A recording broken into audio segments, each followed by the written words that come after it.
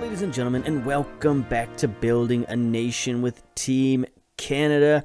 Now, today is going to be a strange episode, perhaps, because I'm not really sure what game we're going to be watching today.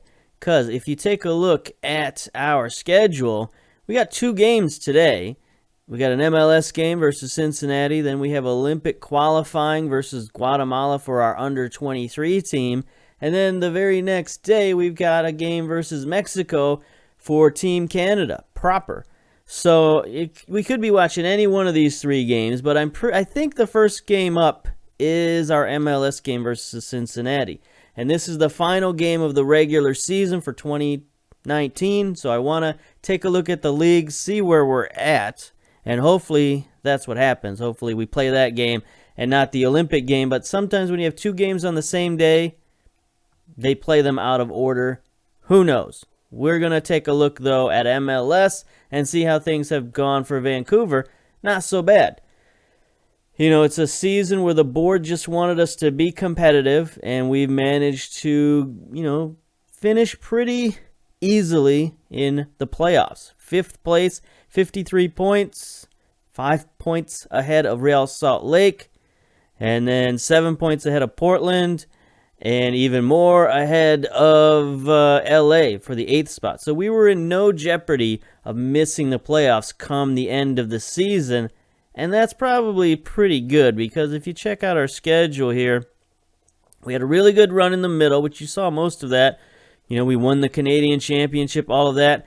And then we sort of fell off a cliff in the last month of the season, basically due to injuries, due to, international call-ups, because we've got pretty much half of Team Canada on our roster.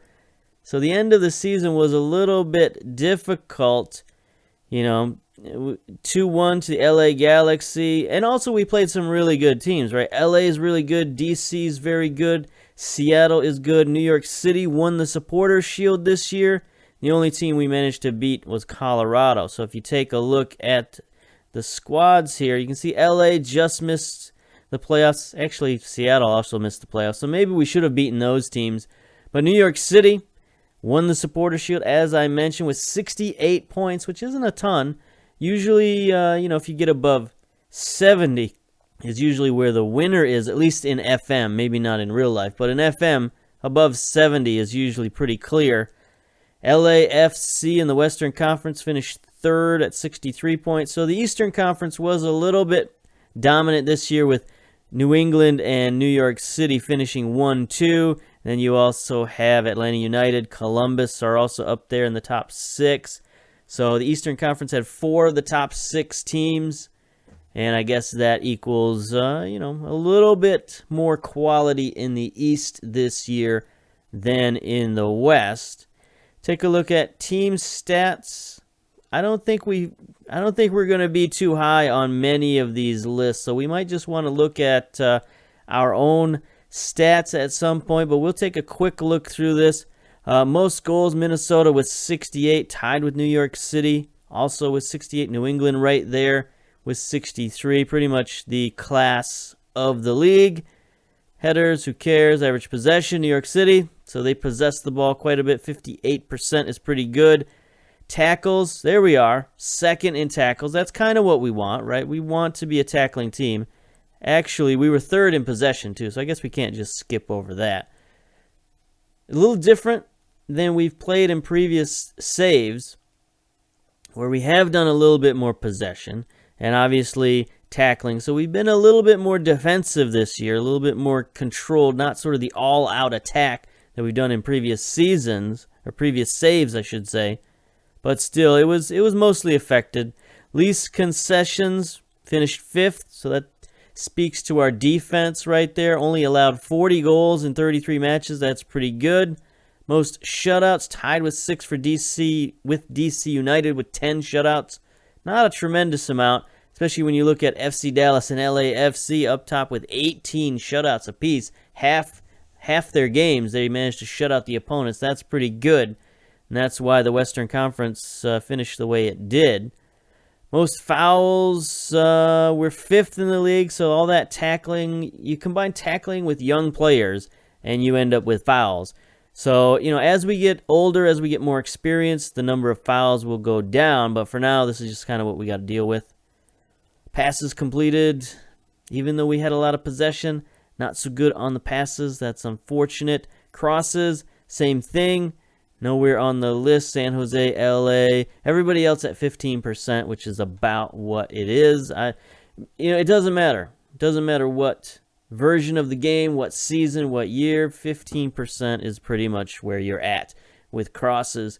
Best at hitting the target, not on this list. That sort of speaks to our lack of goals this season and just not so good. In fact, if you look here, we're number 1 in the league with games without scoring. Currently, we've gone 2 games without scoring.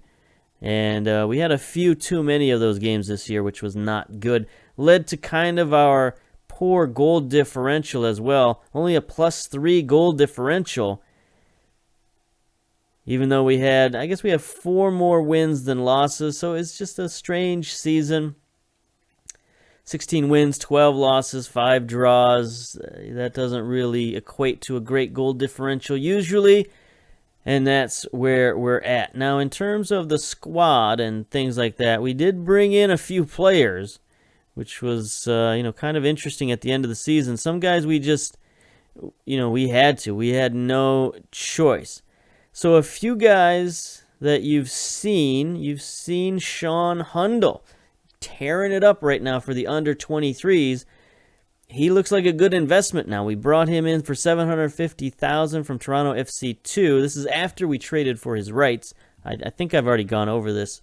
But the deal looks a lot better now than it did when I originally looked at it, because we paid for him twice and he wasn't starting for us. But he's got potential, obviously. He scored 8 or 10 goals already in the under-23s, so he's looking pretty good. Another guy we got out of sort of necessity, but also just out of luck, was this guy, Wesley Timoteo. 19-year-old Canadian, 2.5-star potential, 2.5-star ability. So he might have maxed out with his ability, but he does have some hidden potential there. He could possibly get up to 3.5 stars, which is a pretty good MLS quality guy. Now, I wanted to bring him in because he was let go on a free from his previous team, and I just happened to cross him. I don't remember how.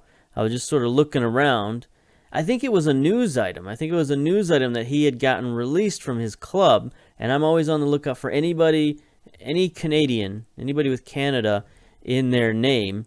So he got let go from his team in Portugal, 0 appearances, so he wasn't doing anything. And I just looked at him and I said, you know what? He's not really what we like in terms of his attributes, right? He's not that big, not that strong, not that fast, but he just had a quality about him. And I don't know. He's a winger with vision and teamwork and work rate, decision making. So he could be like a playmaker out on the wing. Sort of reminded me of, a guy from our last save. And, he just spoke to me. I said I didn't want this pretty talented young Canadian just hanging out there. So we brought him in. We also had a lot of injuries on the wing, so I decided to bring him in for some depth. He's played well. He played his way into the under-23s team, where he's actually played his way into the main Canadian team because he is too old for the under-23s, and he's played decently there. And then another guy, a young player that a lot of people who play this game might be familiar with, Gideon Zalalem. He's a guy who quite often, after the first season in FM, he's available. And he was available again for a free. He's an American who's been playing over in Europe. Been playing, I believe, Arsenal. I mean, playing is a very loose description here. He's been sitting on the bench in Premier Division at Arsenal. Played no games ever at Arsenal. He's just been there, collecting dust. And he finally gets let go this season. It's the end of his contract. He's not that old. He's only 22 years old. So a lot of people in FM sign this guy, especially in a lower league. I decided to bring him over because we absolutely needed him. It was just, our midfield was just atrocious. And, he's not Canadian, but he is an American, so he didn't count as international in the same way that someone from Europe would have counted as international. So that's just, MLS rules that Americans and Canadians are kind of the same, but not really the same. They're mostly the same. Anyway, we brought him in. He's a decently talented guy. Nice playmaker, 15 flair, 15 vision, 12 passing, 14 technique, 14 first touch. So he's got a lot of nice skills for a midfielder. And like I said, we were in desperate need of this guy. I tried to bring up some guys from the academy, but I could only offer them reserve contracts, and I didn't have any reserve contracts left available in my squad registration. So I was sort of stuck. And so I had to find a guy that I could give a senior contract to and make him not a backup. So he's a rotational player, and we gave him a pretty hefty contract, $125,000. It's about on par, I think, with his talent. If he was an MLS draft, he would basically be a Generation Adidas player, and that's essentially a Generation Adidas contract. So I think overall, we got him for free. We're paying him a decent wage. I think it's a fine addition. Even though he's not Canadian, he's close enough, I suppose. In terms of our own stats and attributes and everything else, we'll take a look at competitions. We'll take a look at just the league for now.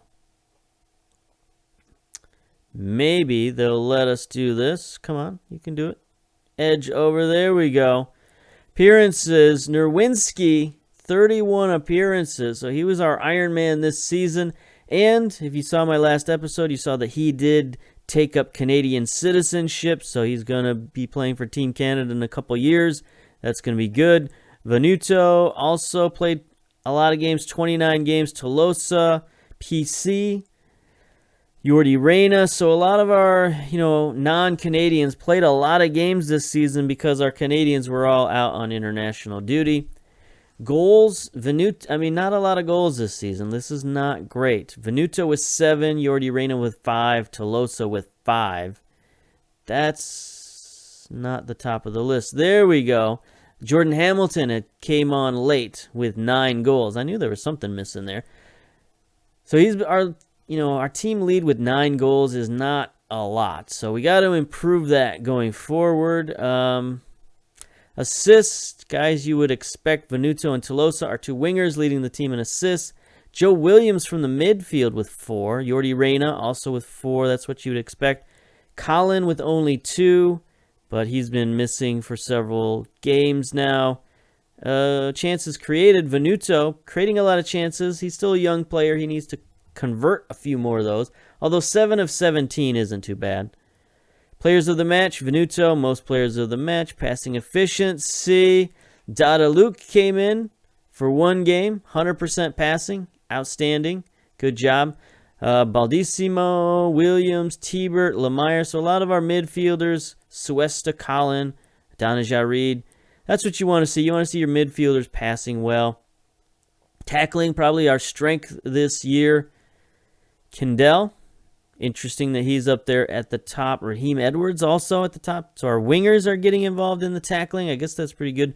Dribbles per game, who cares? Shot percentage.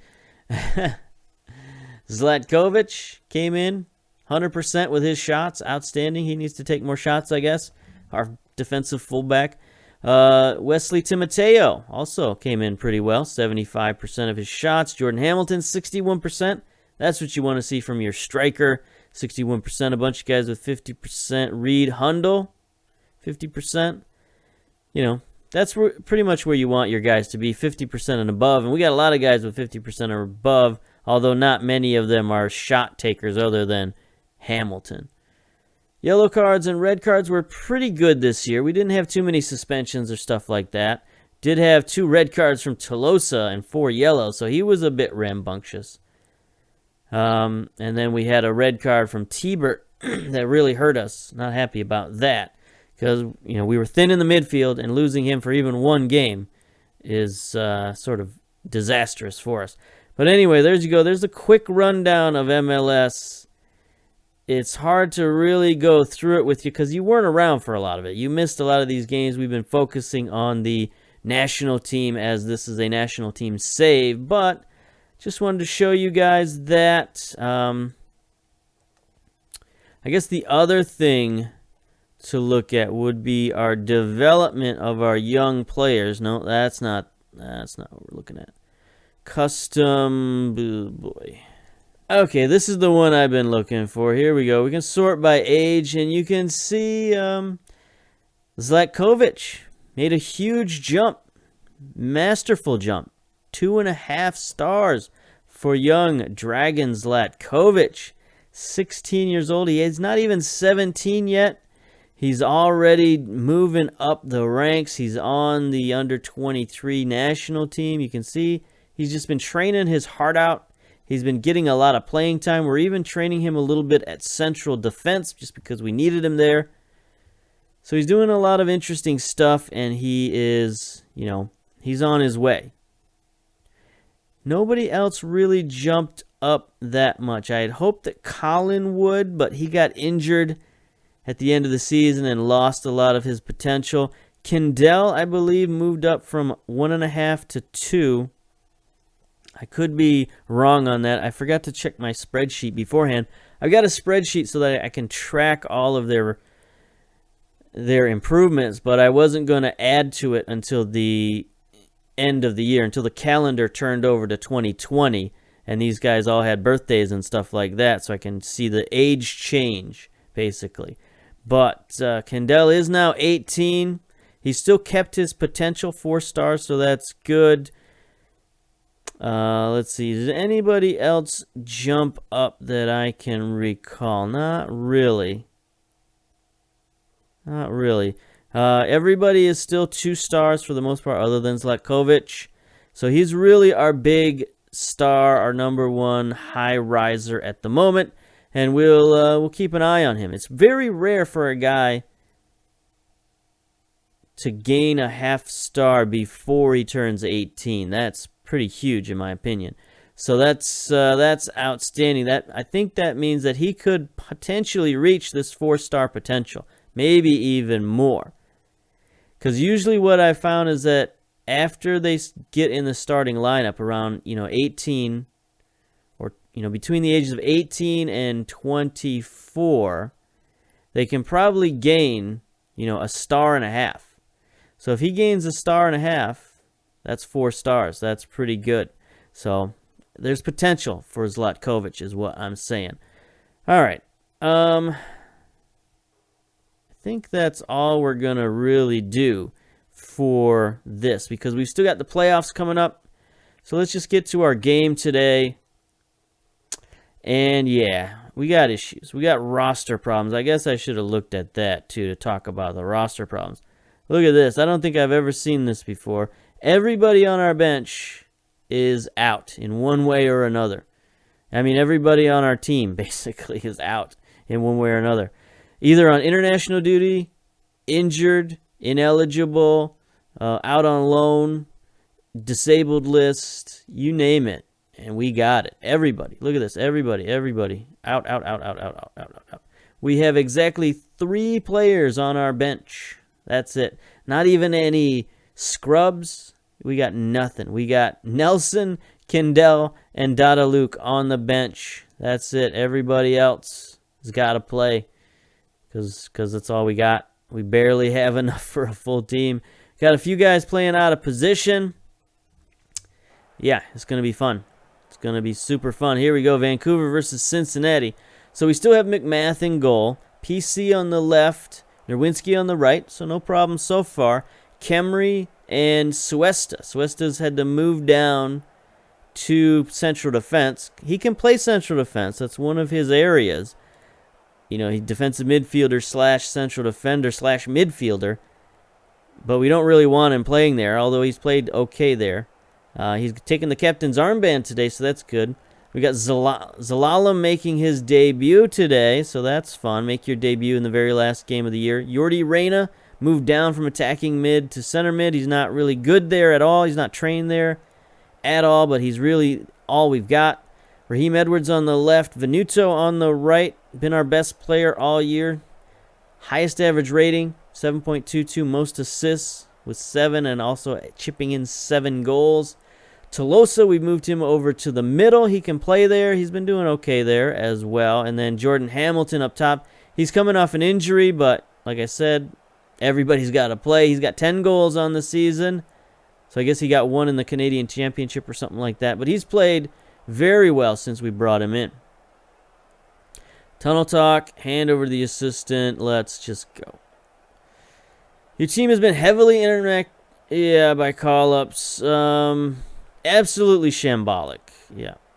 Both teams, whatever. Get out. Get out. Get out.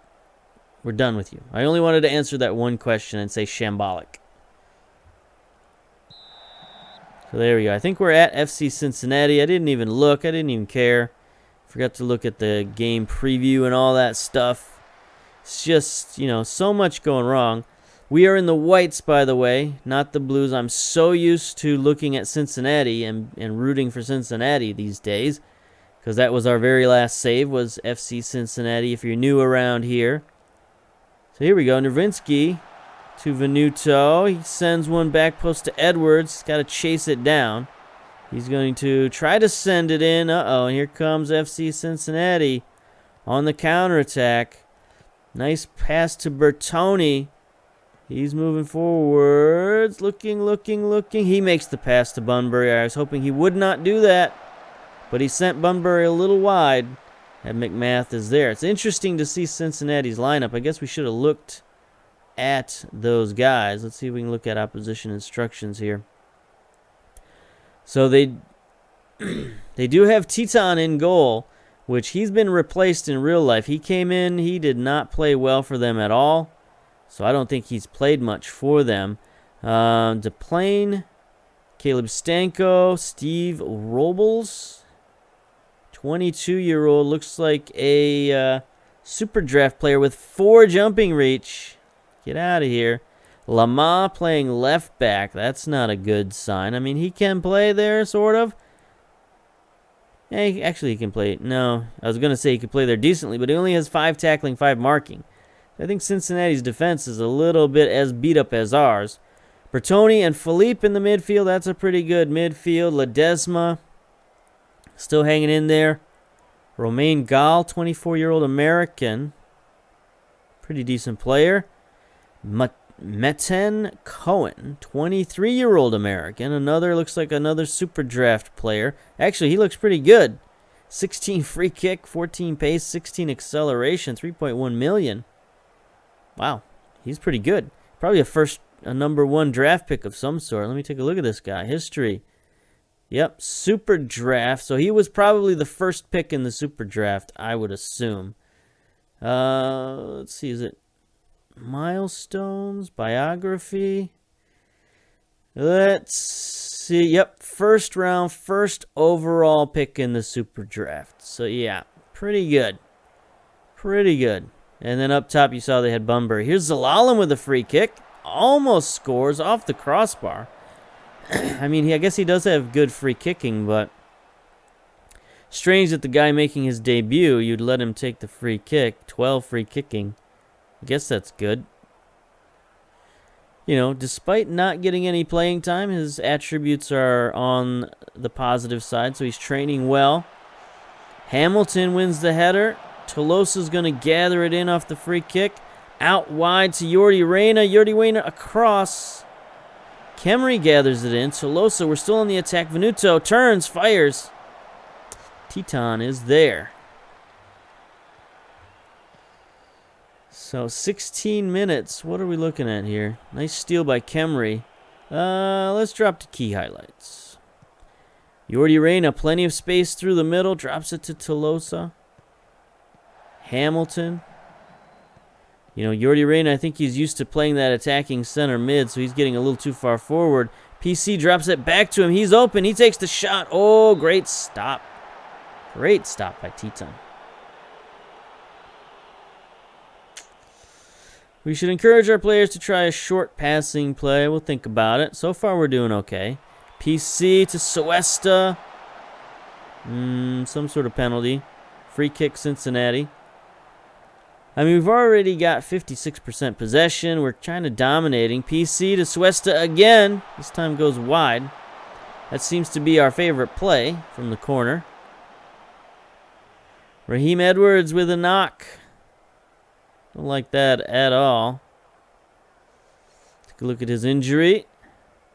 Potential lower leg injury. He's at 87% though, so we'll let him run it out because we don't really have much choice.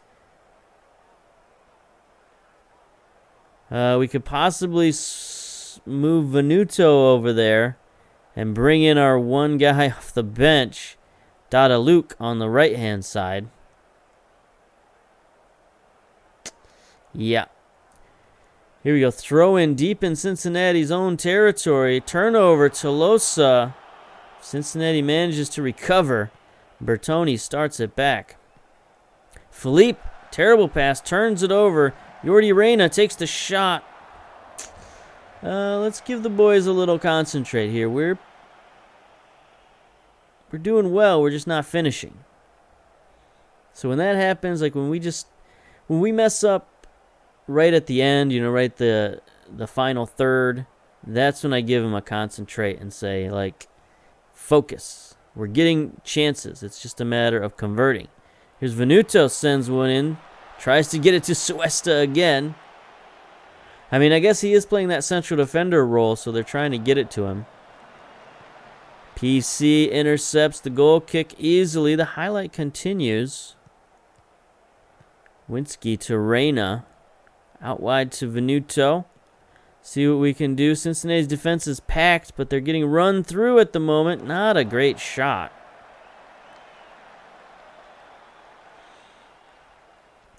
We got Hamilton in there. We're getting lots of shots, but they're not on target. So you know what that means. That means we should possession, work it into the box. We'll stick with standard passing, I guess. We'll stick with Raheem Edwards. At 84%, it's probably like a gashed leg or something stupid, so it's fine. It's fine. Dressing room, pep talk. Keep it going. You can still win. Sure, whatever. Get out of here. Let's go. All right. First half flew by. We had lots of chances, but no conversions. Let's see if we can switch that up. We got a lot of guys in there who are not match fit. And a few guys playing out of position. Everybody is kung fu fighting, I guess. I don't know. Everybody's ratings are sort of poor. Defensively, we're playing fine. Offensively, maybe not so much. Edwards and Hamilton having some difficulties. But again, we got no options off the bench. 3 players. Here's FC Cincinnati with a free kick. Cohen off the goalpost. Robles. What was that? What was that? He had a completely open goal, and he doinked it off the crossbar. Not going to get that one back, buddy. Here we go. McMath. Bang one way downfield. Tried to get it to Tolosa. Are we going to win it? Nope. Here comes Bunbury on the attack. He's not the fastest guy around, but he can control the middle of the field with his size and strength. Ledesma, he's a sneaky character.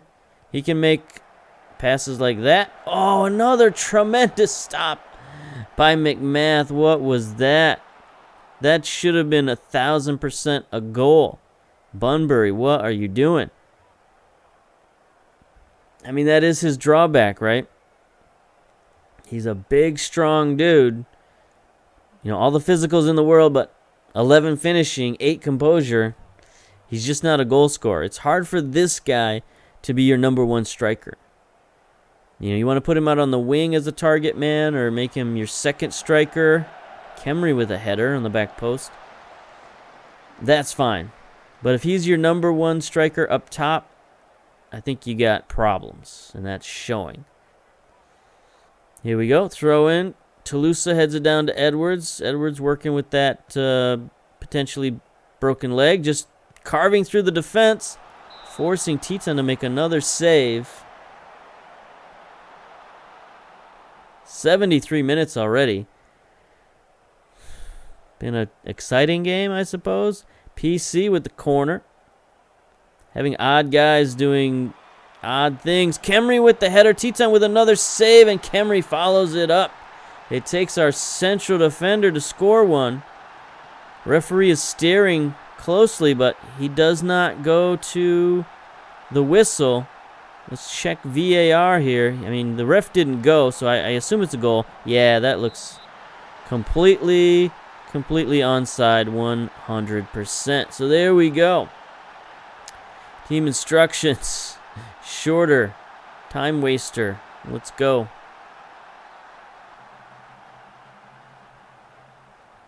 Take our 1-0 victory and get out of here with our 3 guys on the bench.